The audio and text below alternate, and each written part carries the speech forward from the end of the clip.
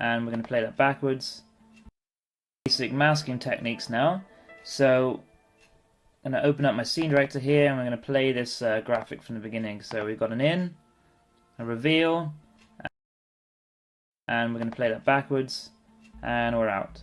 So the background there, the lower third, is actually pre-rendered inside of After Effects and then brought in as a video, and the text is generated inside of Expression, so that we can dynamically change it either through user interface or manually. Now, how do we make it look like it's being revealed by the... I'm going to open up my scene director here, and we're going to play this graphic from the beginning. So we've got an in, a reveal, and we're going to play that backwards, and we're out. So the background there, the lower third, is actually pre-rendered inside of After Effects and then brought in as a video, and the text is generated inside of Expression, so that we can dynamically change it either through user interface or manually. Now, how do we make it look like it's being revealed by that final arrow?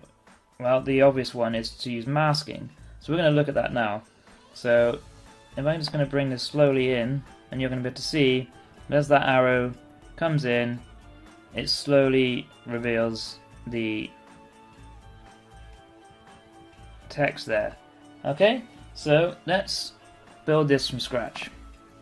And we're actually going to do ours a little bit better than this one as well. So let's first of all, we're going to start with a new scene where I clicked here, and I'm going to start with a background, which is an object that you pull from your base objects, and we're going to do a new video, and I have already made this lower third AVI. Now, we do recommend encoding into our codec. You can do this either by installing the codec onto any PC and doing it directly from your NLE or your motion graphic software.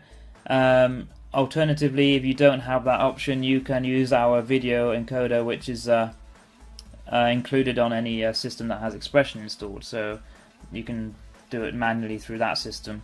We also have a hardware version called encoder, but that's another system as well, which you can look into if you're doing lots of videos. We have videos on all of those, so take a look. Anyway, for now I'm going to choose this. I'm going to click on this, and I'm going to apply that by double clicking, and we can see that it got applied. However, we don't see anything because most of the video is alpha. So I'm going to open up my scene director. I'm going to get that, I'm just going to move my scene director down here, and I'm going to get that material and I'm going to drop it on here. Press shift, drop it over here, it's going to snap to the end there, and now I can just move my scene director back up here. I'm just going to scrub through, just doing the arrow keys to scrub through to the point where that arrow on the end there just stops. And then I'm going to expand my view by clicking down here, and then I'm going to grab the end. So left click, grab, drag that back to where I want, which is there. Perfect. Now I can just play that video. So that's that bit done. Now we need some text, and we need to animate that. So I'm just going to make this slightly larger, just so it's easier to follow. And then I'm going to add some text, so that's going to be my first line. So first, oops. And we're going to drag this down. So Control W, grab my little guy here. Grab this guy here. Then I'm going to, it needs a little bit more down. Let's just do down here a little bit. Okay, so now I'm going to do Control C, Control V, moving this one down, and on the top line I'm going to highlight, and I've already made a lightweight font here which I can reuse, and this is obviously not my first line anymore, it's my second line of text, and there we go. Lovely. But of course now if I play this, it doesn't look like our other one because we have not got any masking, so it just plays in like this, which doesn't look that awesome. So what we need is a mask. So for masking in Expression, what we do is we do right click, new, material. We go to this blending option here, you expand it, choose alpha mask, and then we're going to add a object. So I'm just going to add a basic quad, and I'm going to apply that to it.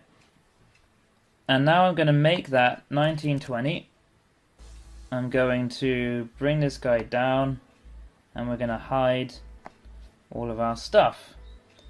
And just on a note there, if you find you cannot get your mask to hide your text, particularly in the next stage when we're going to be using a layer object, you might want to click on your text, and you're going to go down to this rendering tab here, and you're going to check that your rendering order priority is normal rather than the default, which is text on top.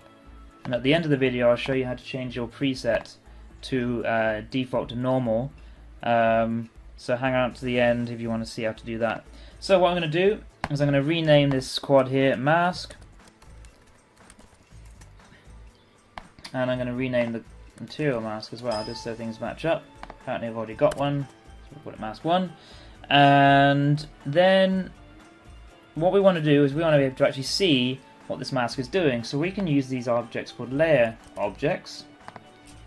And if I put one of those, we're then going to get all of our objects and we're going to put them in here. I'm going to show you what happens. Okay, there we go. Everything's masked. We don't want the background to be masked, so the easy option is just pop that back out. And now we have masked text but not the masked background. I'm just going to move this up here to get out of my way, and I'm actually going to just bring this up here. Now, what we're going to do here is we need to animate this mask. So, opening up the scene director again. So what I'm going to do is I'm going to use the arrow keys. I'm going to nudge to the point where the last arrow just comes on. So there. And then I'm going to actually move my mask on X along, and I'm going to cut it there. And I'm going to make a keyframe, which I do by clicking down here. And I'm just going to make a keyframe on here. So as default, this box will probably look like this. So I've turned off these, I've turned off this, I've turned off these, and I've just turned back on X. So I'm going to make a keyframe on X, set and close, and then I'm going to move my, clicking back on here, I'll move back down until the head there gets to the end. Perfect. So now I'm going to make a keyframe here. So now what I'm going to do is I'm going to move my mask, because you can see it's revealing here, to the end as well. And it's going to be in line there. And then what I'm going to do is I'm going to press Ctrl K, and that's going to bring up the same window. It's the same as pressing the button, but it's just faster, obviously. And I'm going to do set and close. Now if we play that back, we now have a reveal. Problem is, if we actually look that back frame by frame, it gets quite far behind the arrow. And that's because the arrow itself, the animation there, has some cushioning on it. And we can do that in Expression as well. So what I'm going to do is I'm going to open up my animation controller by doing right click, properties, or you can do Ctrl Shift K if you like your keyboard shortcuts. Click on mask, click on position, and now I can see visually what that animation is doing. So I'm going to left click, drag, highlight both of my keys, change my interpolation to TCB spline, and then I'm going to grab this last one just on its own, and I'm going to take the tension right up, and I'm going to grab this guy, the first one, and I'm going to take this one down. So then we get this arc, and we're going to be pretty close. I'm not going to spend ages on it. So now if we watch that back, it's pretty close. I mean, so now if I use the arrow keys to just go through this, what we'll see is that that animation I made is pretty close to the arrow. Obviously, if I was doing this for a final project, I'd make sure that it matched up perfectly. This is close enough for now, so we're going to move on, and that's pretty much it. What we can also do, if we want to, is we can put in here something called an event. We can do a reverse, and we can go to the right-click properties of that, and we can say pause as well. And now we have a play in, reveal. It will wait for the operator, and then you can play out. And there we have it. You've got a lower third made in a couple of minutes. what I might like to add, which I didn't do in the first one, but we're going to add to this one, is what we can do is we can actually put a bit of a feather on this. So rather than this hard edge, what we're going to do is we're going to have a bit of a fade in. So to do that inside expression, we're going to make a new material. We're going to change the blending to alpha mask again, but we're also going to add a gradient. Now it doesn't matter at all what colors we choose for the gradient. Instead, what we're going to do is we're going to click top left. We're going to go to the alpha here. I'm going to turn it off. I'm also going to do the same on the bottom. Off. Okay. Then what we're going to do is we're going to add a quad, and we're going to apply that material to the quad. And we can see here it's this see-through here. It's black here, and I'm going to line that up. Just eyeball it for now with the edge of that other mask I have, and then I'm going to rename it feather mask. I'm going to drop it into the other mask, and where we're going to see it, it's going to disappear like that. Perfect.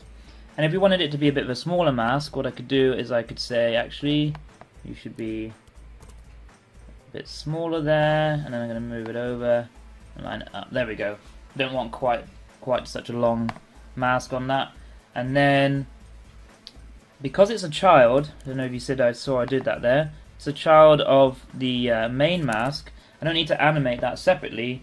That's just going to inherit that movement from the parent there. There we go. So we've got a nice little feather. Just play that back slowly. There we go, much nicer. So there we go, that's some basic masking inside expression. I hope that was helpful. Thanks very much.